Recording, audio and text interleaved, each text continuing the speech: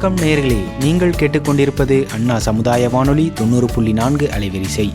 இது இந்தியாவின் முதல் சமுதாய வானொலி.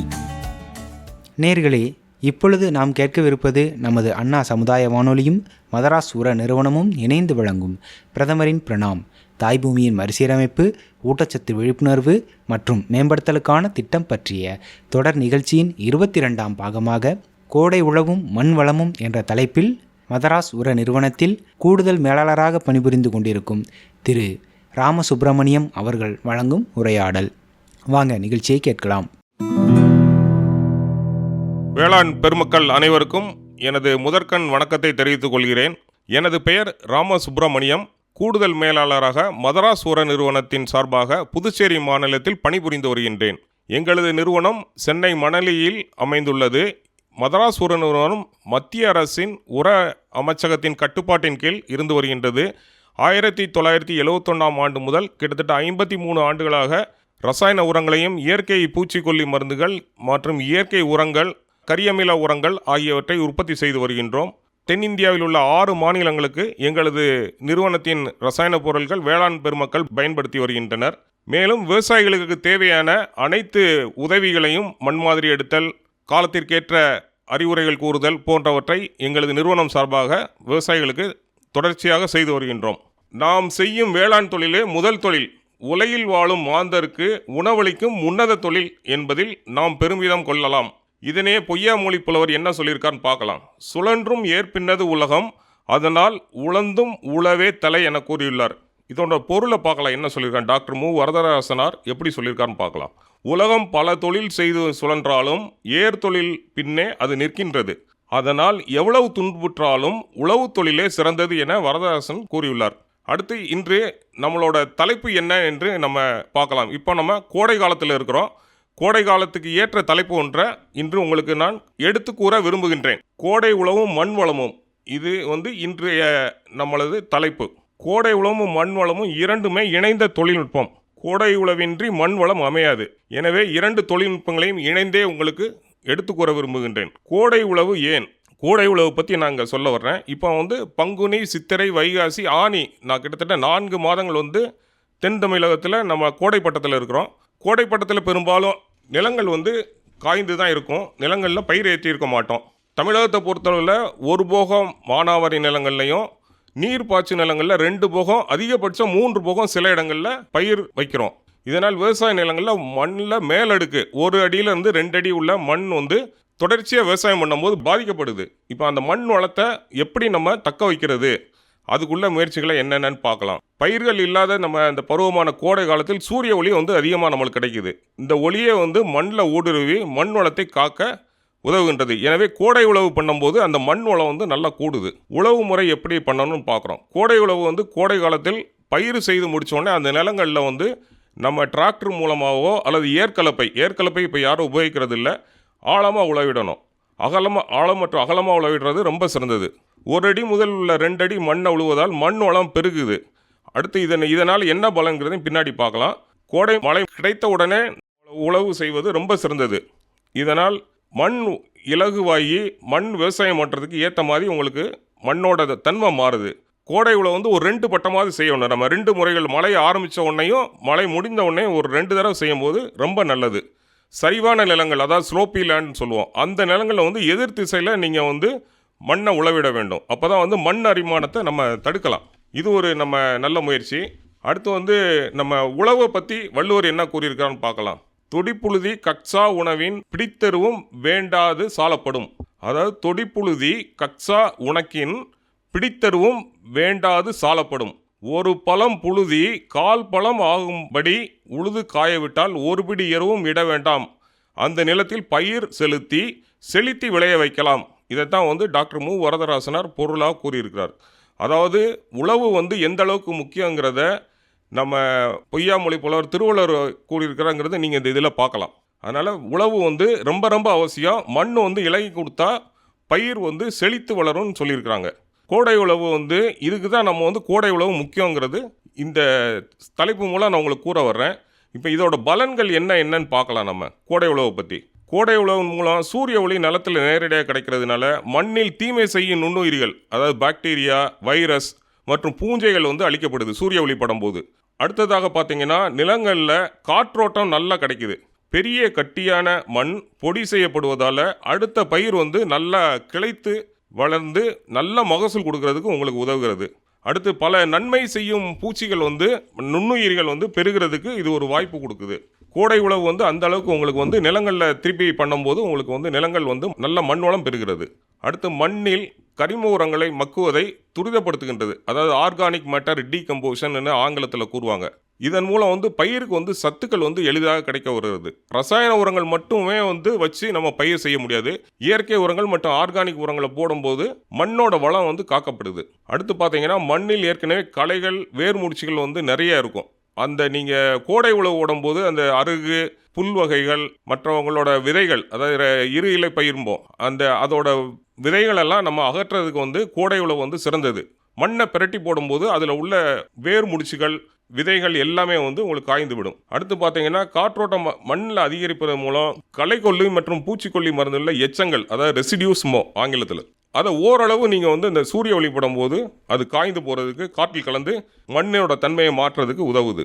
அடுத்து பார்த்தீங்கன்னா உழவின் மூலம் வந்து பெரிய கட்டிகளை உடைக்கும் போது நீர் புகு தன்மை, அதாவது பெர்மியபிலிட்டிம்பாங்க. நீங்கள் மண்ணை வந்து இலக்கம் கொடுக்காட்டி மழை பெய்யும் போது அந்த தண்ணி பாட்டுக்கு ஓடிட்டே இருக்கும், வெளியே போயிட்டே இருக்கும். அதே இது வந்து நீங்கள் மண்ணை உழவும் போது அதில் பெர்மியபிலிட்டி நீர் புகு தன்மையை வந்து அதிகப்படுத்துது.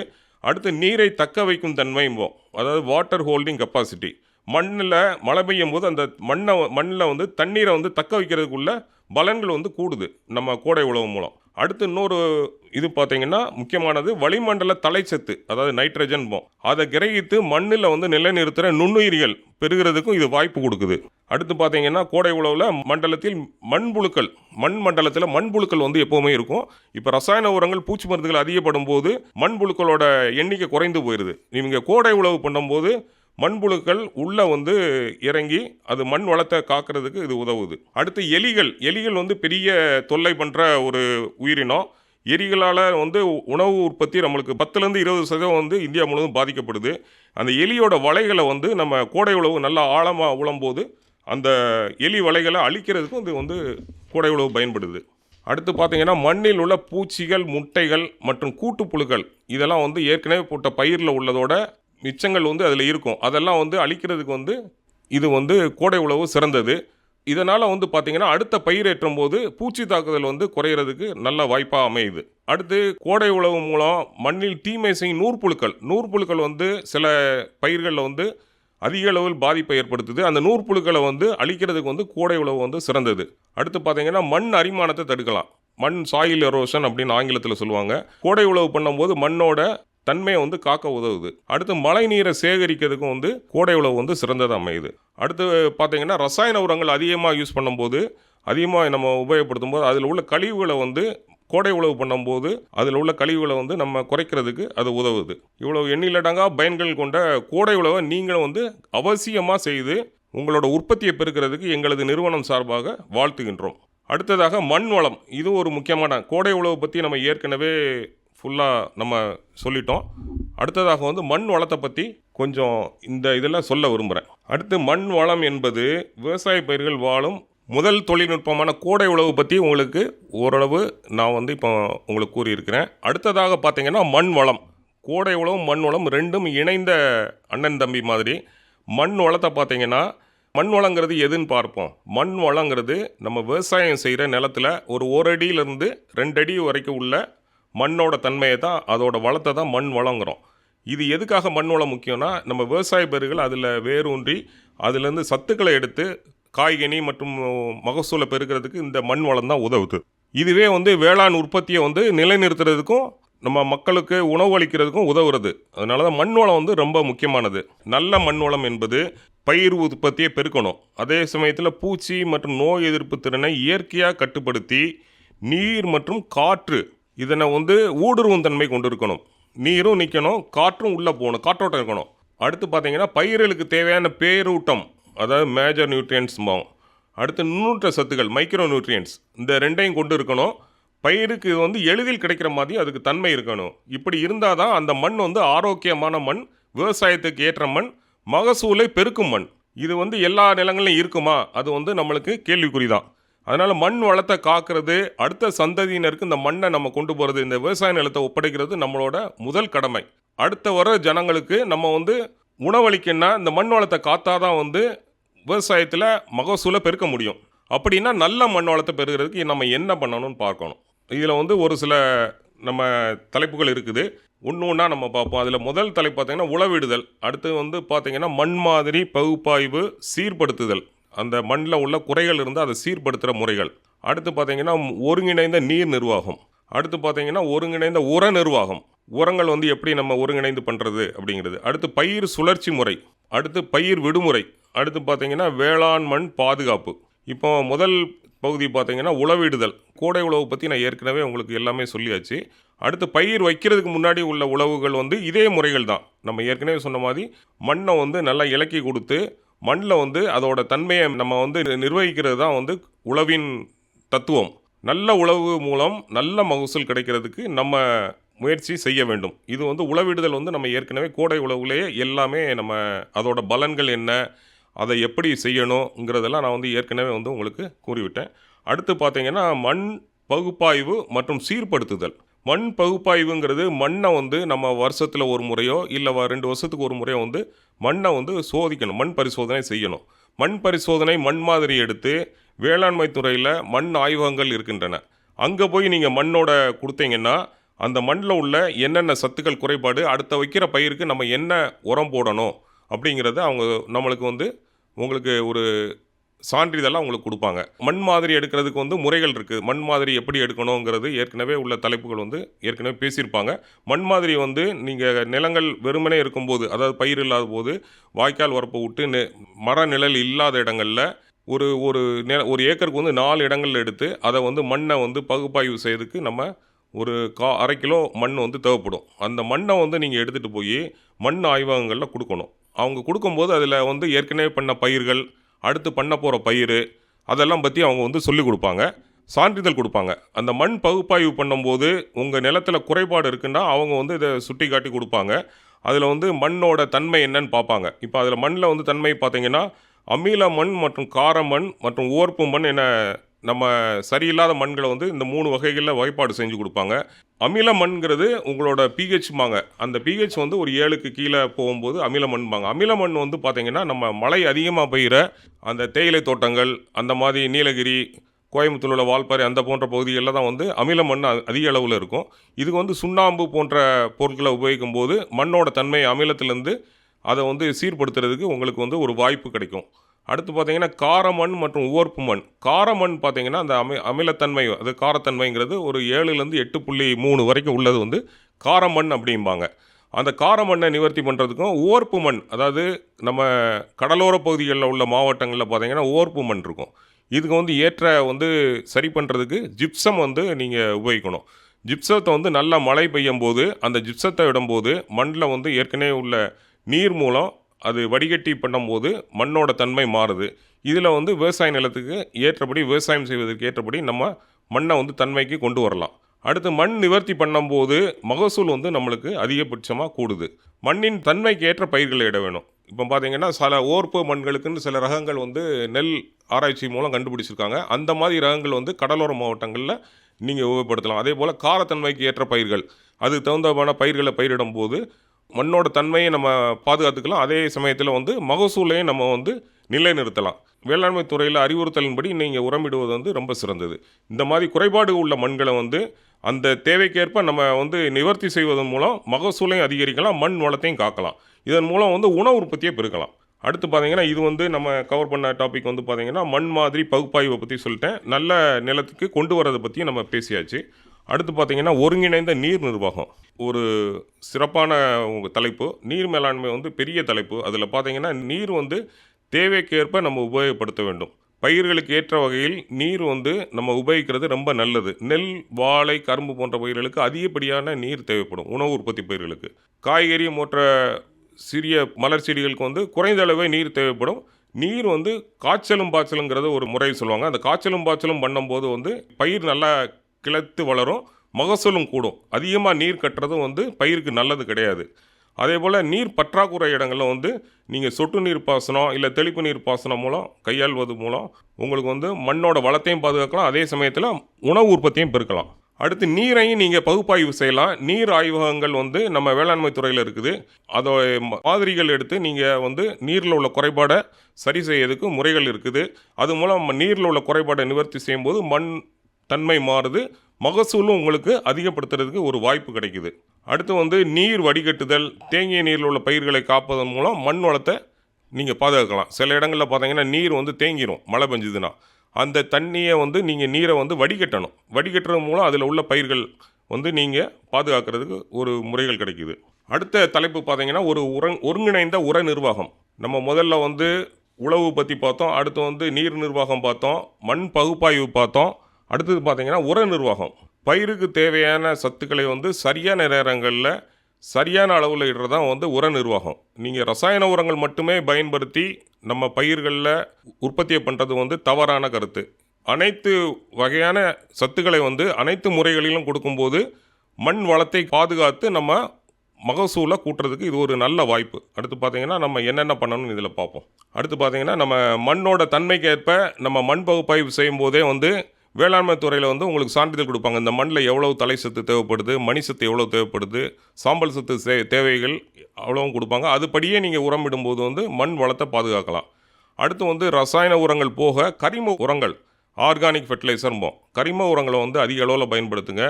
உயிர் உரங்கள் பயன்படுத்துங்க. உயிர் உரங்கள் பயன்படுத்தும் போது வளிமண்டலத்தில் உள்ள தலை மற்றும் தலை சத்தை எடுத்து உங்களுக்கு மண்ணில் கிரகித்து கொடுக்குது. அடுத்து மணிசத்து பார்த்தீங்கன்னா ஏற்கனவே மண்ணில் கரையாமல் உள்ள மணிசத்தை வந்து இந்த நுண்ணுயிரிகள் வந்து உங்களுக்கு கரையும்படி தன்மையை மாற்றி கொடுக்குது. ரசாயன உரங்களை மட்டும் உபயோகிக்காமல் உயிர் உரங்கள் கரிம உரங்களை பயன்படுத்தும் போது மண்ணோட தன்மையை நம்ம பாதுகாக்கலாம். அடுத்து கரிம சத்து தலை சத்து விகிதாச்சாரத்தை நிலைநிறுத்துதல், அதை கார்பன் நைட்ரஜன் ரேஷியோ அப்படிம்பாங்க. இந்த கரிம தலை சத்தோட விகிதாச்சாரத்தை சரியான முறையில் நீங்கள் நிர்வகித்து வந்தீங்கன்னா மண்ணோட தன்மையை பாதுகாக்கலாம், மகசூலை கூட்டலாம். அடுத்து பயிர்கள் மேலே தெளிக்கிற உரங்கள், அதாவது திரவ உரங்கள், நானோ உரங்கள்ங்கிறது. இந்த மாதிரி உரங்களை உபயோகிக்கும் போது வந்து நம்ம ரசாயன உரங்களோட வீரியத்தை குறைச்சி உரங்கள் வந்து விரயமாகிறத தடுக்கலாம். பயிர் மேல் தெளிப்பு உரங்களான திரவ உரங்கள், நானோ உரங்களை பயன்படுத்துங்க. இது மூலம் வந்து ரசாயன உர சேவைகளை செலவினத்தை குறைக்கலாம். இது வந்து பயிருக்கு தேவையான சத்துக்களை வந்து இலைவழி மூலம் கொடுக்கறதுனால மகசூல் வந்து உங்களுக்கு கூடுது, விரயமாகிறத தடுக்கலாம். இந்த மாதிரி முறைகளை கடைபிடிக்கும் போது வந்து மண் வளம் வந்து உங்களுக்கு கூடுகின்றது. அடுத்து பார்த்தீங்கன்னா பயிர் சுழற்சி முறை, அதாவது ஒரே பயிரை ஒரே நிலத்தில் பண்ணும்போது அந்த மண்ணோட தன்மை வந்து அதில் உள்ள சத்துக்கள் வந்து அழிமானம் வரும்.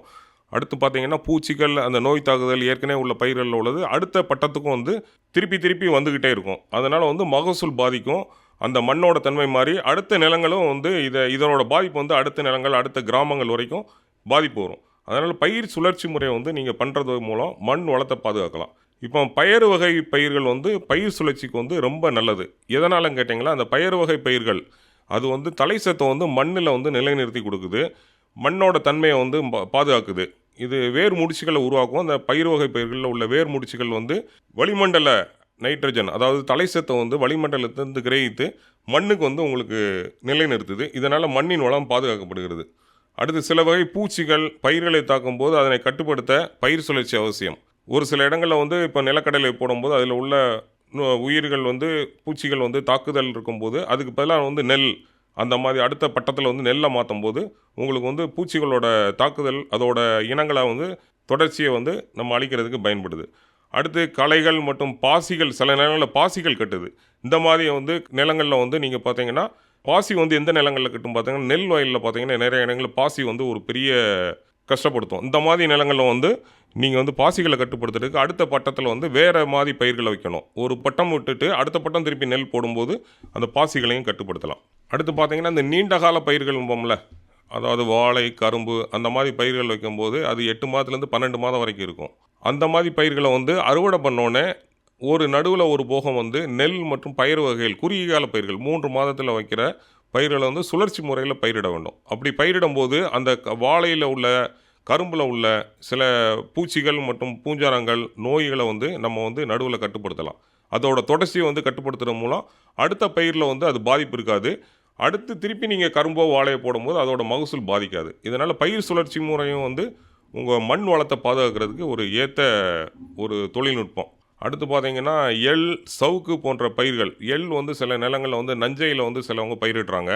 எள் வந்து பயிரிடும்போது அதில் மண்ணில் உள்ள சத்துக்களை வந்து அதிகமாக எடுத்துக்கிடும். சவுக்கு வந்து சில இடங்களில் விவசாய தொழிலாளர்கள் இல்லாத இடங்களில் என்ன பண்ணுறாங்கன்னா, நல்ல விளைநிலங்களில் சவுக்கு வந்து பயிரிடுறாங்க. 3 வருடங்கள் அறுவடை பண்ணுறதுக்காக. அந்த மாதிரி பயிரிடும்போது என்னென்னா, மண்ணோட தன்மையை வந்து அது மாற்றுது. மண்ணில் உள்ள சத்துக்களெல்லாம் அதிகமாக இழுத்துருது. இந்த மாதிரி இடங்களில் வந்து நீங்கள் வந்து அடுத்து பட்டம் வந்து பார்த்தீங்கன்னா, பயிர் வகை பயிர்களை வந்து உள்ளே பயிரிடணும். இதனால் வந்து மண் வளம் வந்து உங்களுக்கு பாதுகாக்கப்படுகிறது. இந்த மாதிரி பயிர் சுழற்சி முறையை வந்து நம்ம வந்து நடைமுறைப்படுத்தும் போது வந்து பார்த்தீங்கன்னா, மண் வளம் வந்து நல்ல வகையில் உங்களுக்கு அதிகமாக உங்களுக்கு பாதுகாக்கலாம். அடுத்ததாக நம்ம என்ன தலைப்புன்னு பார்க்கலாம். இதில் வந்து பயிர் விடுமுறை. இந்த புது தலைப்பாக இருக்கலாம். பயிர் விடுமுறைங்கிறது சில நாடுகளில் பயன்படுத்துகிறாங்க. அதாவது அதிக அளவில் ஒரு பூச்சியோ ஒரு தாக்குதல், இல்லை ஒரு நூற்புழு தாக்குதல், இல்லை சில பூஞ்சானங்கள், வெட்டுக்கிளிகள் இந்த மாதிரி வரும்போது வந்து அந்த நிலங்களில் திருப்பி திருப்பி அதே பயிரை வைக்கும்போது வந்து அதிக அளவில் பாதிப்பு வருது. அதனால் அந்த ஒரு போகம் நடுவில் வந்து 3 மாதமோ ஒரு 6 மாத இடைவெளி விட்டுறாங்க. இது விடும்போது என்ன ஆகுதுன்னா, அந்த பயிரை வந்து அந்த நிலங்கள் வந்து மண்ணோட தன்மை மாறுது. அடுத்து வந்து பூச்சிகள் தாக்குதல் வந்து அந்த பகுதிகளுக்கு வராமல் இருக்கிறதுனால பூச்சிகளோட தாக்குதலை வந்து குறைக்கலாம். அதோட இனப்பெருக்கத்தை குறைக்கலாம். இதில் எந்த மாதிரி நிலங்களில் அதிக அளவில் இது பண்ணலாம்னு பார்த்தீங்கன்னா, சில வகை நிலங்கள் வந்து அதிக அளவில் சத்துக்கள் உறிஞ்சப்படுது. அந்த மாதிரி இதில் வந்து ஒரு போகம் 2 போகம் நடுவில் வைக்காமல் உழவு மட்டும் செஞ்சு விட்டுறலாம். இது வந்து ஒரு கோடை உழவு மாதிரி நீங்கள் பண்ணீங்கன்னா மண் வளம் வந்து நல்லபடியாக இருக்குது. சில நேரங்களில் பார்த்தீங்கன்னா அதிகமான வறட்சி இருக்கும், நீர் பற்றாக்குறையாக இருக்கும், இல்லை உரப்பற்றாக்குறையாக இருக்கும், இல்லை நம்மளோடக்கு வந்து ஒரு உடல் உபாதைகள் இருக்கலாம். அந்த மாதிரி நேரங்களில் வந்து ஒரு போகம் வந்து பயிர் வைக்காமல் இருக்கிறது வந்து மண் வளத்தை வந்து நம்மளுக்கு வந்து பாதுகாக்கிறதுக்கு அது ஒரு நல்ல ஒரு முயற்சி. அடுத்து பார்த்தீங்கன்னா நூற்புழுக்கள், ஏற்கனவே உங்களுக்கு சொன்னேன். நூற்புழுக்கள் வந்து சில இடங்களில் வந்து அதிக அளவில் வந்து நிலங்களை பாதிக்குது. அந்த மாதிரி நூற்புழுக்கள் உள்ள இடங்களையும் ஒரு போகம் பயிர் வைக்காமல் இருக்கிறது நல்லது. அடுத்து வந்து சில இடங்களில் பார்த்தீங்கன்னா இந்த வெட்டுக்கிளிகள், பறவைகள், இந்த வெட்டுக்கிளி பறவைலாம் பார்த்தோன்னா மக்காச்சோளம் போடுற இடங்களில் வந்து பார்த்தீங்கன்னா அதிக அளவில் வந்து பாதிப்பு ஏற்படுத்தும். அந்த மாதிரி இதில் வந்து நீங்கள் இந்த மக்காச்சோளம் பயிரை இடுறதை தடுக்கலாம். எலிகள், அடுத்து எலிகளும் வந்து இப்போ நெல் பயிரில் பார்த்தீங்கன்னா எலிகள் வந்து அதிக அளவில் வந்து பாதிப்பு ஏற்படுத்தும். அந்த மாதிரி இடங்களில் வந்து நெல்லை ஒரு போகம் 3 மாதம் நீங்கள் பயிர் ஏற்றாமல் இருந்தீங்கன்னா அந்த எலிகள் வந்து அந்த இடத்த விட்டு இடம்பெயர்ந்து வேறு இடங்களுக்கு போயிடும். இது மூலம் நீங்கள் கட்டுப்படுத்தலாம். இந்த மாதிரி இடங்களில் கோடை உழவு பண்ணும்போது அந்த எலிகளோட வலைகள் அழிக்கும் போது அந்த எலிகள் வந்து அதோட இனப்பெருக்கத்தை தடை பண்ணலாம். இது மூலம் வந்து நீங்கள் மண்ணோட வளத்தை வந்து நிலைநிறுத்துறதுக்கு இது ஒரு வழிமுறை. அதாவது கிராப் ஹாலிடே, அது ஆங்கிலத்தில் சொல்கிறது வந்து கிராப் ஹாலிடே அப்படிம்பாங்க. இதுவும் நீங்கள் முயற்சி பண்ணி பார்க்கலாம் மண் வளத்தை பாதுகாக்க. அடுத்து கடைசியாக பார்த்தீங்கன்னா மண் பாதுகாப்புங்கிற ஒரு தலைப்பை பற்றி சொல்கிறேன். மண் பாதுகாப்புங்கிறது வேளாண் நிலங்களில் நம்ம வந்து அடுத்த சந்ததியினருக்கு கொண்டு போகணும். இந்த நிலங்களை வந்து நம்ம வந்து நம்மளோட கடமை. இந்த நிலங்களில் வந்து நம்ம வந்து ஒரு ஒருங்கிணைந்த நிர்வாகம் பண்ணும்போது தான் மண்ணோட தன்மையை பாதுகாத்து அடுத்த சந்ததியினருக்கு இந்த மண்ணை வந்து நம்ம கொடுக்கணும். அப்போ தான் உணவு உற்பத்தியை பெருக்க முடியும், நம்ம நாட்டுக்கு தேவையான உணவு கொடுக்க முடியும். இதில் ஒரு சில முறைகளை வந்து உங்களுக்கு சொல்ல விரும்புகிறேன். இதில் பார்த்தீங்கன்னா நம்ம சில நகரங்களை ஒட்டி உள்ள விவசாய நிலங்களில் நகர கழிவுகளை வந்து உரமாக உபயோகப்படுத்துகிறாங்க. இதில் பார்த்தீங்கன்னா சில நச்சு பொருட்கள் இருக்குது. கண்ணாடி, பீங்கான், அடுத்து நெகிழி கழிவுகள், இந்த மாதிரி கழிவுகளை வந்து கனிம கழிவுகள்ம்போம். அதாவது ஆர்சனிக்கு, காட்மியம், இந்த இதெல்லாம் பார்த்தீங்கன்னா நிலத்தில் வந்து வந்துடுது. ஒரு சில இடங்களில் பார்த்தீங்கன்னா ஒரு வண்டிகளில் வாங்குறாங்க, இது விலை கம்மின்னு சொல்லி வாங்குறாங்க. சில இடத்துல வந்து இந்த கழிவுகள் வந்து நிலங்களில் போட்டு மண்ணை வளப்படுத்தலாம்னு நினைக்கிறாங்க. அதில் உள்ள நச்சு பொருட்கள், அந்த நெகிழி கழிவுகள்லாம் நீங்கள் வந்து எடுத்துட்டு நிலத்தில் போடும்போது தான் மண்ணோட தன்மையை வந்து பாதுகாக்க முடியும். இல்லாட்டி அந்த மண்ணோட வளம் போயிடும். அதில் பயிர் ஏற்றுறும் போது அந்த பயிர்களும் வந்து நச்சு தன்மையை மாறிவிடும். இப்போ அதனால் நீங்கள் என்ன பண்ணணும்னா மக்கிய நகராட்சி உரங்களை பயன்படுத்தலாம். அவங்க வந்து நகராட்சியிலே வந்து மக்கிய உரங்களை வந்து விவசாயிகளுக்காக வந்து குறைந்த விலையில் கொடுக்குறாங்க. இந்த மாதிரி உரங்களை பயன்படுத்தும் போது வந்து மண் வளத்தை நம்ம பாதுகாக்கலாம். அதனால் நகர கழிவுகளை உபயோகிக்கும் போது கொஞ்சம் கவனமாக நீங்கள் உபயோகிங்க. அடுத்து பார்த்தீங்கன்னா கழிவு நீர் மற்றும் சோப்பு நீர்களை விவசாய நிலங்களில் இடுறாங்க. கழிவு நீர் சில இடங்களில் பார்த்தீங்கன்னா கழிவு நீர் தன்மையை வந்து காய்கறி பயிர்கள் மற்றும் இந்த கீரை வகைகளுக்கு உபயோகப்படுத்துகிறாங்க. அந்த கழிவு நீரில் பார்த்தீங்கன்னா அந்த கனிம கழிவுகள், அதாவது இந்த ஆர்சனிக், காட்மியம் போன்ற கழிவுகளோட அளவு வந்து அதிகமாக இருக்கும். இந்த மாதிரி கழிவு நீரை உபயோகப்படுத்தும் போது அதில் விளையும் பயிரோட தன்மையும் மாறுது. இதனால் வந்து மனிதனுக்கும் பாதிப்பு ஏற்படுது. அதனால் கழிவு நீரை வந்து சுத்திகரிக்கப்பட்ட கழிவு நீரை கூட நீங்கள் உபயோகிக்கலாம். முடிஞ்ச அளவுக்கு கழிவு நீரை வந்து உபயோகிப்பதை தவிர்க்கலாம். அதே போல் சோப்பு நீரை வந்து திருப்பி வந்து நிலங்களில் வந்து ஒரு 5 வருடம் 4 வருடம் வந்து உபயோகப்படுது. அதோட மண்மை தன்மை வந்து காரத்தன்மைக்கு மாறிடுது. அதில் வந்து பயிர்கள் வந்து செழித்து வளராது. தென்னை போன்ற பயிர்களுக்கு வந்து சில இடங்களில் வந்து சோப்பு நீரை போடுறாங்க. சோப்பு நீர் வந்து உங்களோட விவசாய நிலங்களில் தயவுசெய்து உபயோகிக்க வேண்டாம் என்பதை இதன் மூலம் தெரிவித்துக் கொள்கிறேன். இது வந்து காலப்போக்கில் வந்து மண்ணோட தன்மையை பாதித்து அதில் விவசாயமே பண்ண முடியாத அளவுக்கு உங்களுக்கு வந்து நச்சுத்தன்மை ஏற்படுத்துது. அதனால் விவசாயிகளான நீங்கள் வந்து இந்த மாதிரி நீர்களை வந்து பயன்படுத்தி நிலத்தை கெடுத்து விட வேண்டாம் என்று கூறிக்கொள்கிறேன். இதுபோல் மேலும் வந்து நல்ல முறைகள் மூலம் மண் வளத்தை பாதுகாத்து மேற்கண்ட முறைகள் எல்லாத்தையும் உங்களுக்கு கூறியிருக்கேன். கூடை உழவு இந்த மாதிரி முறைகள் மூலம் நிலத்தை பாதுகாத்து அடுத்த சந்ததியினருக்கு நல்ல முறையில் நிலத்தை கொடுத்து மண் வளத்தை பாதுகாத்து மகசூலை பெருக்கி இந்த நாட்டை சீர்மிகு நாடாக மாற்ற வேளாண் பெருமக்களுக்கு எங்களது நிறுவனத்தின் சார்பாக எங்களது வாழ்த்துக்களை தெரிவித்துக் கொள்கிறேன். நன்றி. நேர்கள் இதுவரை கேட்டது நமது அண்ணா சமுதாய வானொலியும் மதராஸ் உர நிறுவனமும் இணைந்து வழங்கிய பிரதமரின் பிரணாம் திட்டம் பற்றிய தொடர் நிகழ்ச்சியின் 22ஆம் பாகம். மீண்டும் அடுத்த நிகழ்ச்சியில் சந்திப்போம். நன்றி, வணக்கம்.